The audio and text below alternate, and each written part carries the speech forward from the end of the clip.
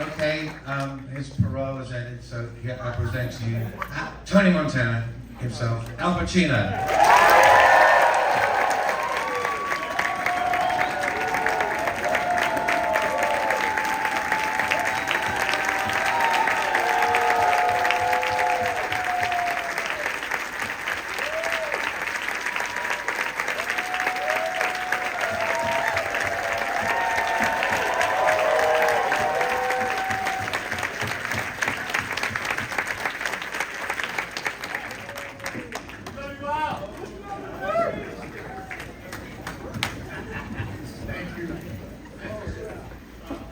I don't know what to say after something like this, you know.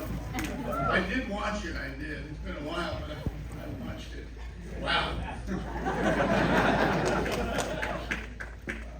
Do you find it's funny how films do change over the years? Like, you know, when you see it in '83, you see it now. It's a different movie in a weird way. I mean, because looking at it today, the thing that really struck me was how actually the second half is incredibly tragic, but not in an obvious way, in that it's all about how hollow everything he strove for was, you know.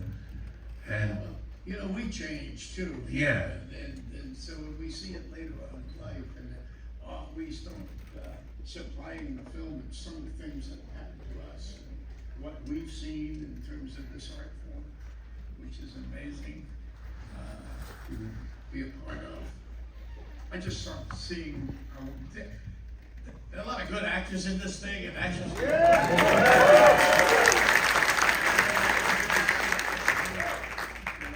Just to name a few, you got Angel Salazar. Yeah. Of course, Bauer, my Rocky Bauer, one of my favorite people in the world. You know, he played Manny, and a couple of others, you know, Robert Loggia, Michelle Pfeiffer, and my sister in it, Mary Mastroianni, and Pepe Serna. Who?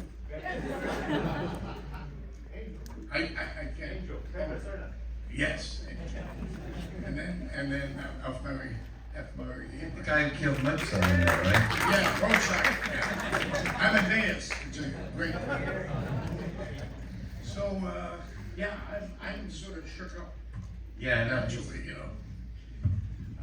I mean, this kind of stuff. I'm seeing it on a big screen with all of you here. Thank you for coming, really.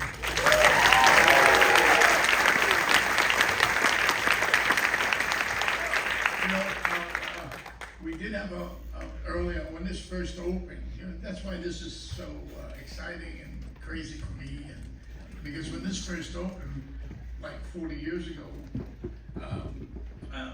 it was, you know, kind of panned.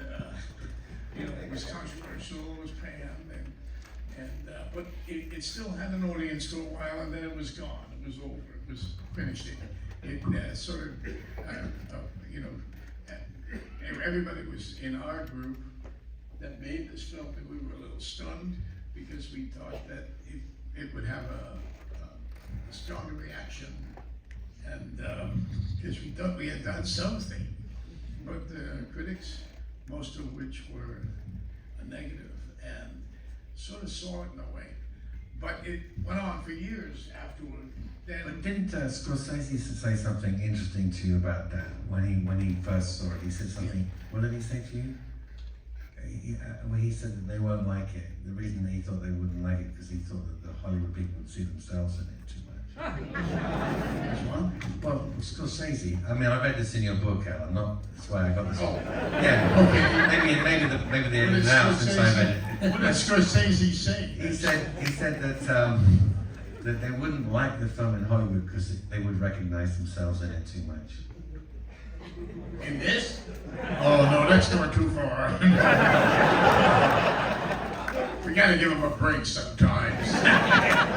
Well, it was a cocaine period, let's face it, and things were going on everywhere.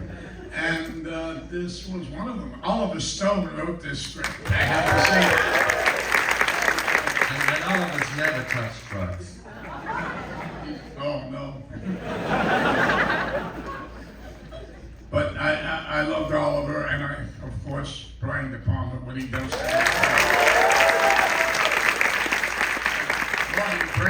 producer.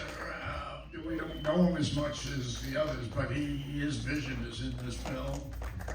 But the film was your idea, right? You went to see the original, the Howard Hawks film, and what was it in that you liked? I don't know.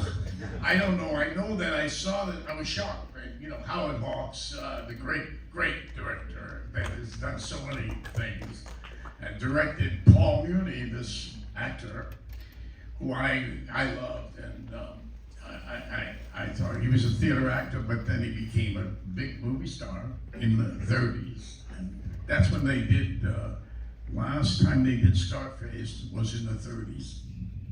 And I wasn't there. But I saw a rerun at the Tiffany Theater on Sunset Boulevard. I was walking down there with a few friends, and I said, hey, there's Scarface, Paul Muni's in it. And I happened to think of Bertolt Brecht, because we had done the Arturo Ui, yeah, Arturo Ui, The Resistible Rise of Arturo Ui, which is written by Bertolt Brecht, a great writer, amazing, and he was enamored with Scarface and other American gangster films. He basically took the parable of the American gangster and turned it into Hitler. Yes, he was around when the Nazis were in Germany, and what was going on. So he wrote this play, anti-Hitler play. And you played Arturo Ui, right? And I played Arturo Ui, but I didn't play it back then. You know, I mean, I did it a lot of times because I thought it was a great play and said so much about what was going on then. And Bertolt Brecht wrote it in 1941, actually. Yeah. And I guess I was born. Maybe. So, You were 1 year old, yeah. Thinking about things. But I'm very excited by seeing this now. So do you think? I mean, it's very interesting. Do you think that the line from Scarface and Paul Mooney and Bertolt Brecht goes straight through to this via Oliver Stone? I kind of think that's about right, isn't it? Yeah. When I saw that, I thought this is a great movie. It was similar. It had that, you know, we all had that reaction from people. And they were split, but at the same time they saw what it was saying. And I think this is what happened with Scarface, because after a while, it started to get into the social structure, and sooner or later the rappers started to embrace it, and you know, the hip hop generation started coming in, and it was in the colleges, it was all over the place, it was underground. Well, I think what's very interesting about that is that the original Howard Hawks film was forced to put a disclaimer on it. That's right, but we had to do that. And you had to do the same thing, Yeah, which means you they made it properly. That's right. And you kept the relevance. It wasn't a period film. It was, you know, I think, and it was actually Lumet's idea to make it Cuban originally, wasn't it? That's right. Lumet wanted to make it more or less about, you know, social, I don't know, he wanted to make a different kind of movie than Bregman wanted to make. Right. I sort of just wanted to play the part because I wanted to imitate Paul Muni. That was my goal. But I had seen the film and I was so moved by it, moved by his performance. I called Marty Bregman immediately upon seeing it. But you know, I think the most visionary thing in the movie is when the politician says, if you want to solve this problem, legalize drugs. I mean, to say that in 1983, which of course is the height of the Reagan Just Say No campaign, it was a very radical, very anarchistic thing to say. I'm sure that came from Oliver, but you know, it's really prescient and advanced, I think. Yes. You know, that's why the film has lasted, because what it says is correct. You know? Yeah. And then all of a sudden it started to pick up momentum. Yeah. And now it's like the classic. You know, I think there's something to say. I'm thinking about films that had, you know, an awful start. There's a few films that have awful starts and stayed and came back, and we can see them now, which is a great thing about the streamers. but then you could see older films. But this came back with a blast and became popular, very popular. And I think that had a lot to do with the VHSs. VHSs came out. Is that what you call them? Yeah, and that was about the year, Yeah. In '83, that was the beginning of it. Yeah, I was around in '83 too. Yeah. So I should know that. But that started to get it popular, and it just started catching on. And then, because it is really a movie that has in it a lot of stuff to like. You know, there's a lot of good stuff in there that in this environment, in a movie house, in a big movie screen, and you know. But I think that, the things that they didn't like about it when it first came out were, they were saying that it was, just a kind of excessive genre piece. These are the things that when you look at it now, it so clearly isn't. It's actually. Well, you know what I was waiting for the audience to do? Yeah. Laugh. That's right. And no, not just laugh, but laugh and applaud when she says, "Why do you say fuck all the time?" You know? But they're so used to it. We're so used to it now in our climate that you don't care that much. You know? But back then it got it raw. But when the guy gets the job, that's pretty funny. Yeah, when he gets the job at the end after you've shot everybody, and the henchman gets the job. Yeah, that's such a great scene. Anyway, Oh, the henchman, Ernie gets it. Oh wow, yeah. But also Harris Yulin played the cop too. He's a great Right. actor, by the way. He's still around, which is good news. Yeah, I mean But also, look, I mean, the thing is powered by your performance, Al. I mean, thank you. it's such a tour de force.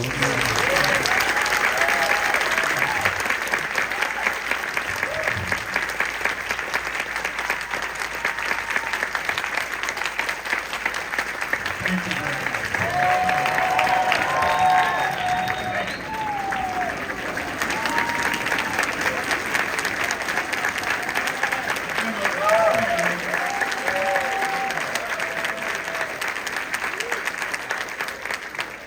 So happy you've seen it come here. It's an honor to be around people who see this. It's not every day that you get your old film, screen in a big audience with real reactions to it. It's so wonderful. A lot of these people weren't born when you made this stuff. Absolutely, I know that. I look out there and I see, I don't think anybody was born when this came out. Or, they still wore diapers back then.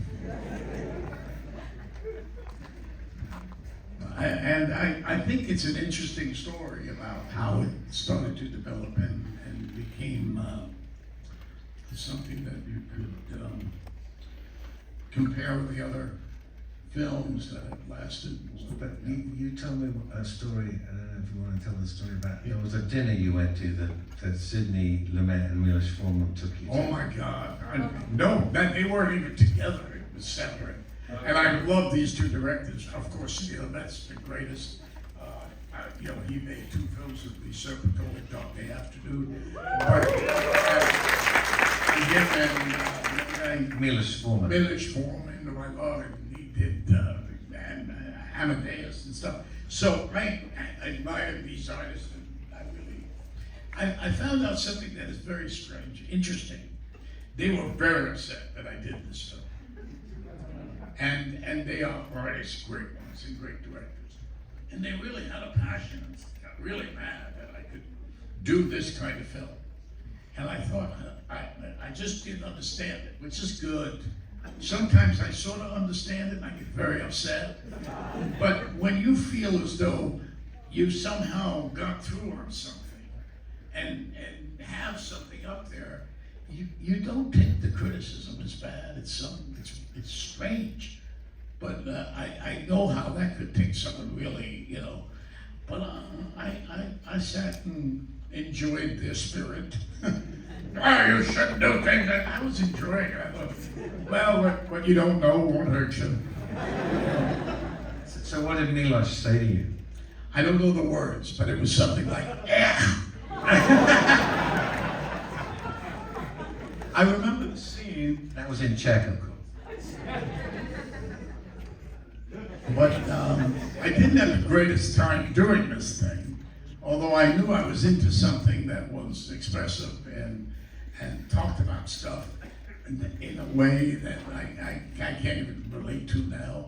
But at the time, it was tough. I mean, being in that room, wow, you got to go into a Zen, you have to be in a Zen state shooting that machine gun for 2 weeks straight.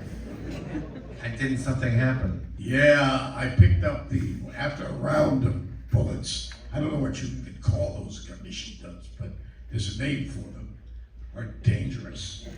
And I got finished shooting around, and I went to, I was shot, and I went to pick up my gun, and I grabbed a barrel after it just shot off 30 rounds. My hand stuck to it. It was over, you know, and then it was over. I couldn't get my hand off there, and I was in a hospital just for a night, and then they couldn't shoot anymore for 2 weeks. So they had a field day shooting extras. Because I wasn't around, so they just started shooting them like crazy. You know? I mean, I was in a hospital. I went to the hospital. That suit I was wearing, and it was like full of blood from head to foot. And I'm in the hospital there, you know, and some nurse is looking at me. She said, "Who are you?" I said, "Are you Al Pacino?" I said, "Yeah, I am." She says, oh, okay. I thought you were some scumbag.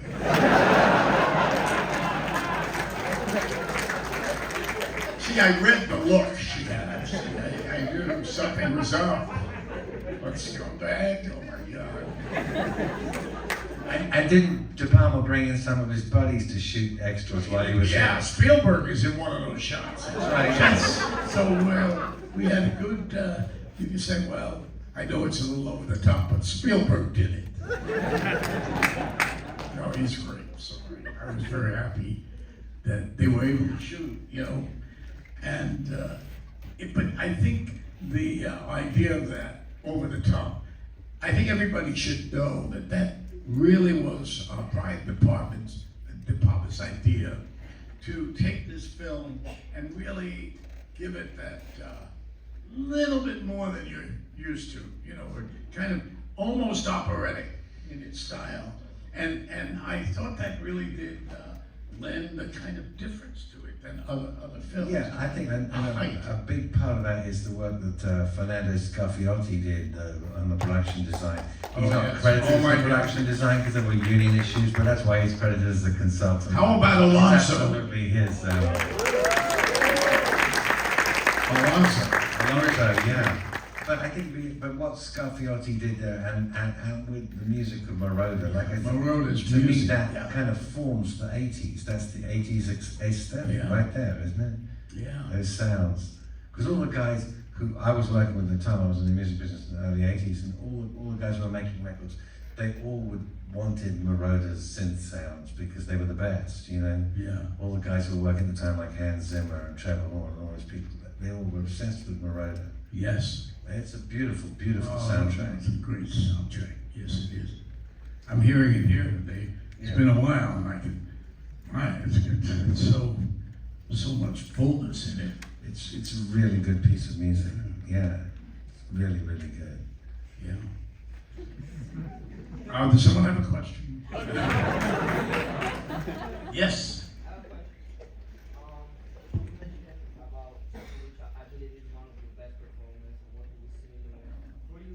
How important it is to establish a great relationship with the director, and what's something that you expect directors to do to improve their relationship with you to bring out a better performance out of you? I wish I understood it by hearing it. He's asking you what you expect from a director and what they can do to improve the relationship with you. Oh, I just did a film with this guy here, and it is great. He is great, and I think I have learned to put my hands in the director's. I mean, I'm under his I'm under his thing. It's going to be whatever he does. That's what the film is going to be. You could do little general things. You could, and he allowed me to say whatever I wanted to say, and so did Brian. You know, I mean, both Oliver and I met and talked about the kind of script he was going to write. So I was a little bit more in the scene, so to speak. But in the end, I know just from doing this for 100 years that, you know, it's the director's medium, and we all know it. We don't talk about it as much, but it's there. They make the film, and when you work with them, you really are, you know, you're dependent on that kind of thing of having the security of your director. But when you don't have security of your director, making a movie gets real tough. It has happened, but not often to me. I've been lucky, and most people that direct want to. I don't know why, to this day, why they would want to direct, but they do, and because it's a tough job. And then over years, I've directed a couple of things. You just understand directors. You just do. You know what they're up against. And somehow that helps you to conform to some of it. When I first started, though, I was not a happy fellow. Nothing could. I don't want to be that anymore. Well, I have to also just add to that, having just directed out on a film, I would say that anybody who tries to contain him is on a losing wicket. Yeah, I just seem nice up here now. Exactly. Thank you. This guy is like, I don't know how I played that guy. He's a wild, crazy guy. Where the hell did he come from? That's what I was thinking back there. He's not really like you at all. Oh, really? You know, finally they're all like you. You know what I mean? In some you just ways. can't help it. I mean, you're the painter. An actor is painting, and it's what comes out of you, really. And that's how I saw this person, because I saw him like Icarus, going higher and higher. You know, he was on a track, you know, that couldn't, you know, just couldn't. It's awful when he shoots that guy. That beautiful guy. The thing The thing that gets me about this performance, and in fact about all your performances, which might be a unique thing to you, Al, is that however bad your characters are, in this one you name yourself. I'm say goodnight to the last of the bad guys. Yeah, You name yourself as the bad guy. Yes. You are playing as I am the bad guy, yet the audience loves you. Wow. Why does that happen? Well, how does that happen? It's the same. That must be somebody's secret, but it's certainly not my secret. And you do.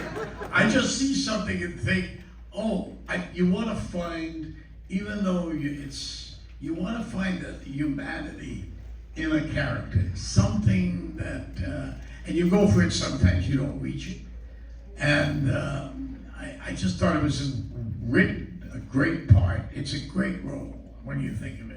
There's a freedom there, and I was inspired by Paul Muni, I must say, and I think that just seeing what he did as an actor, you know, sometimes, because I love actors, you know, I see actors today and I love them. I love when they do great performances, because it inspires you, and because it's your trade they're doing what you do.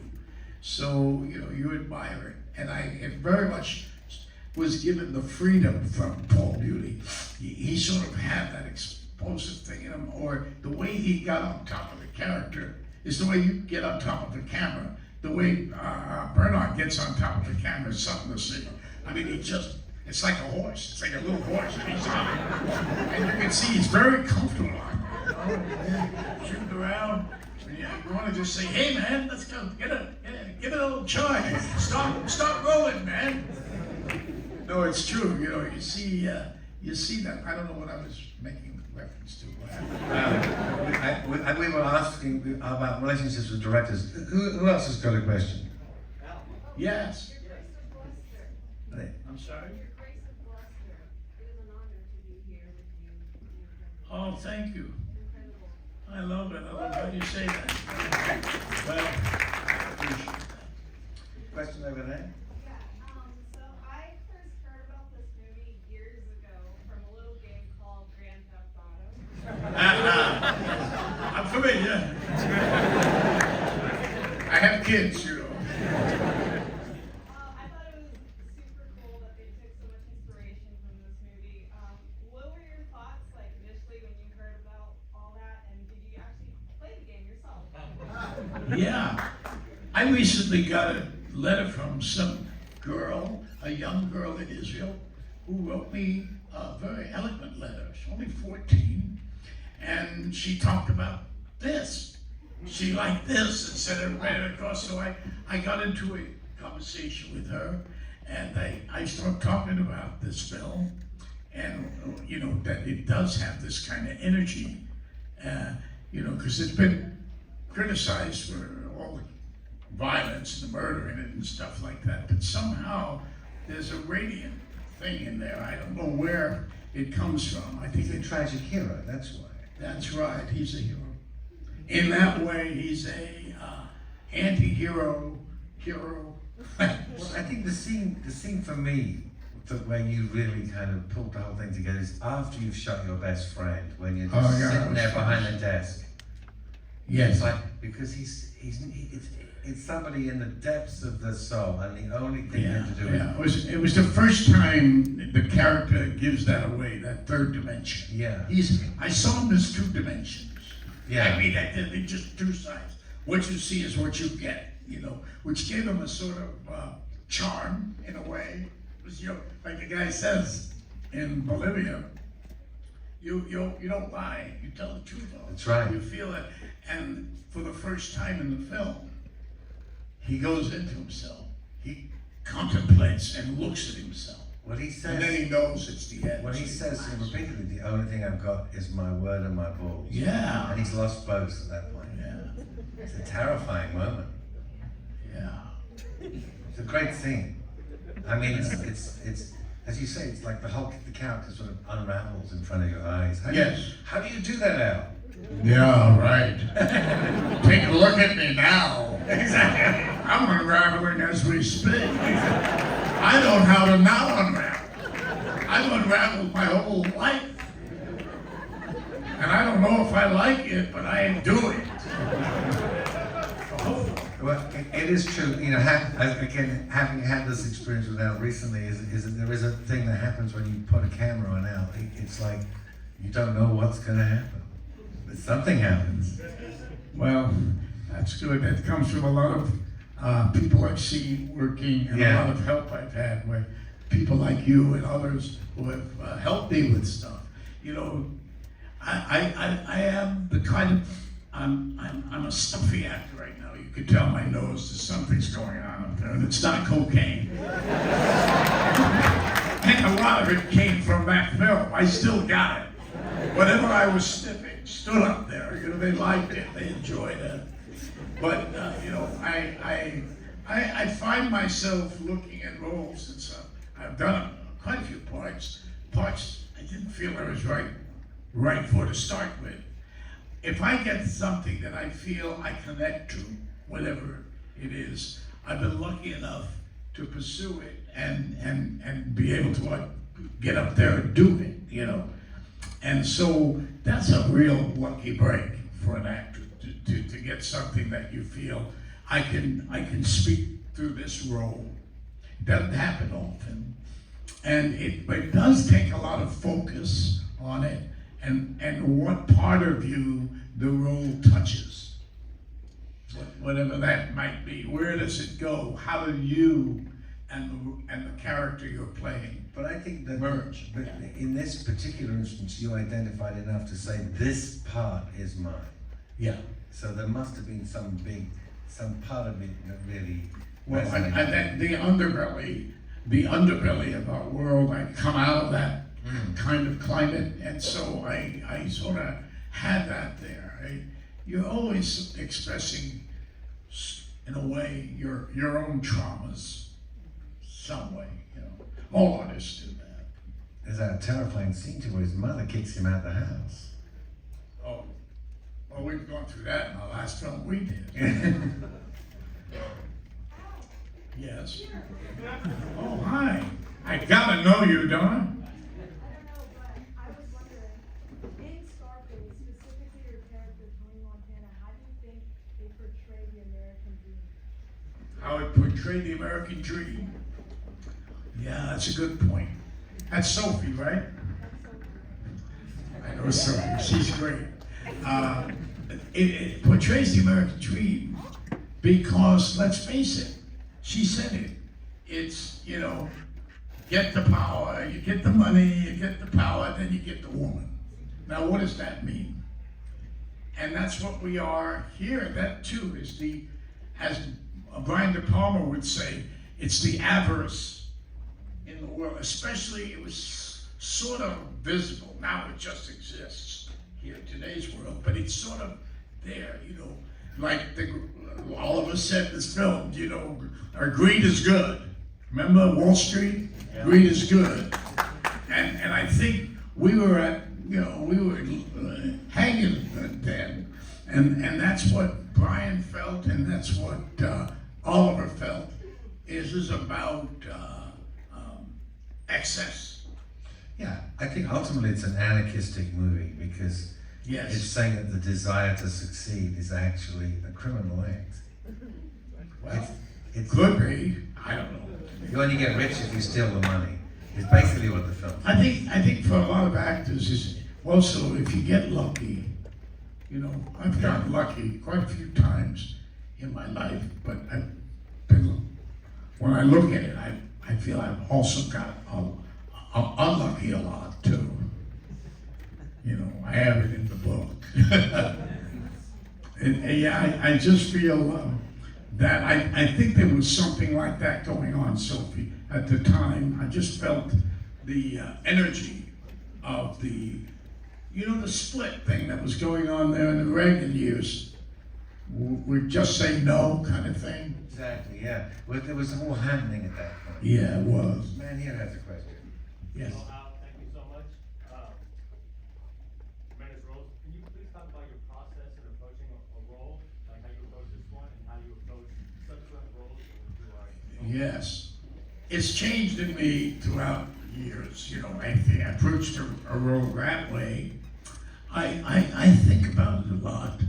I think about the role and I think about how I'm going to consume it and how it stays in me and grows in me. And really, it's very simple. I do it and try to find, if I'm lucky enough to get a character that also exists in real life, that's good. I sort of watch footage on people. The most recent one I watched footage on was Hoffa from, what was the name of that film? Irishman.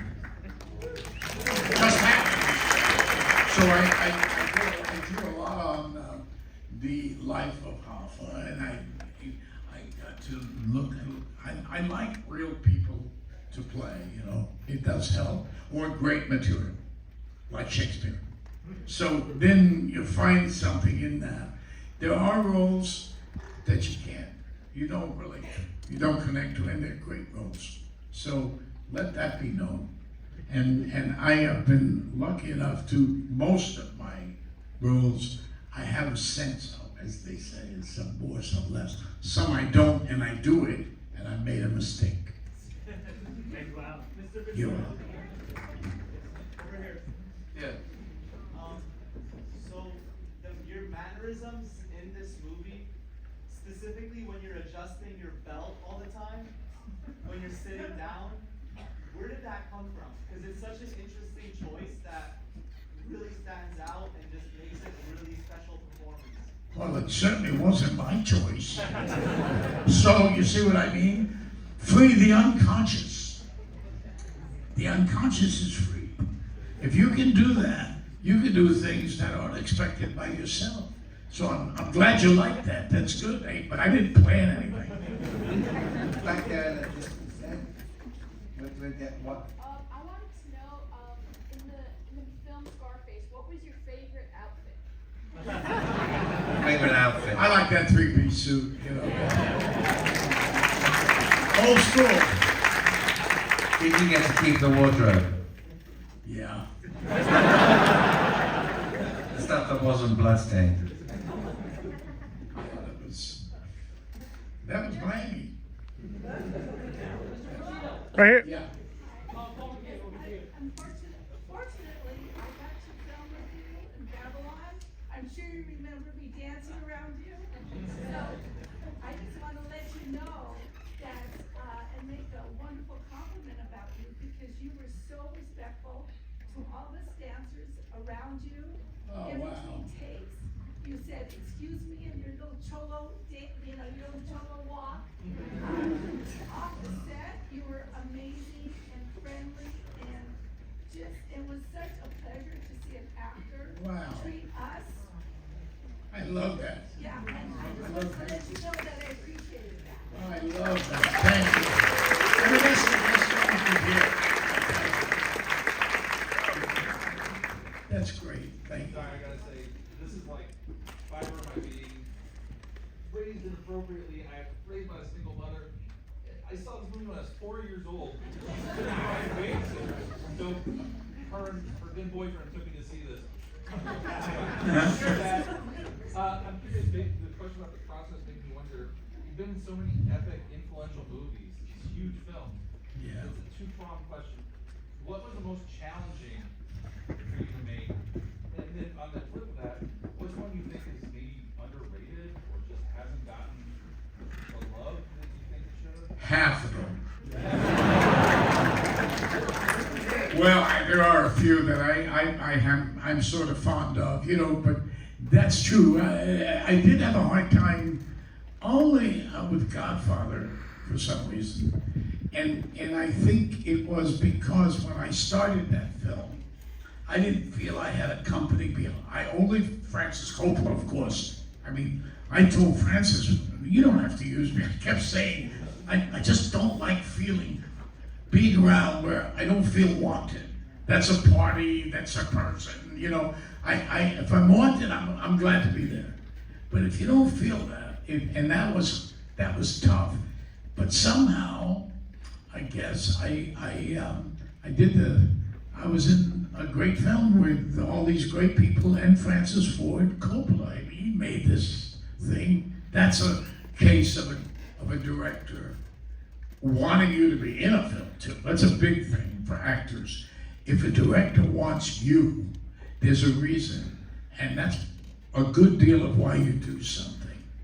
So if you're a little, but your director sees you in that, because they'll help you, they'll be with you, Well, I think also, we need to wrap it up, I think now. What I just wanted to say, I've read Al's book, and it's brilliant. Oh, thanks. Sunny Boy. I feel uncomfortable, but it'll be out though. It's out on the 15th, right? I'm sorry, Mitch. It's coming out in like 2 weeks. Ah, yeah. 15th, yeah. It's It's amazing. weird. It's it's a memoir.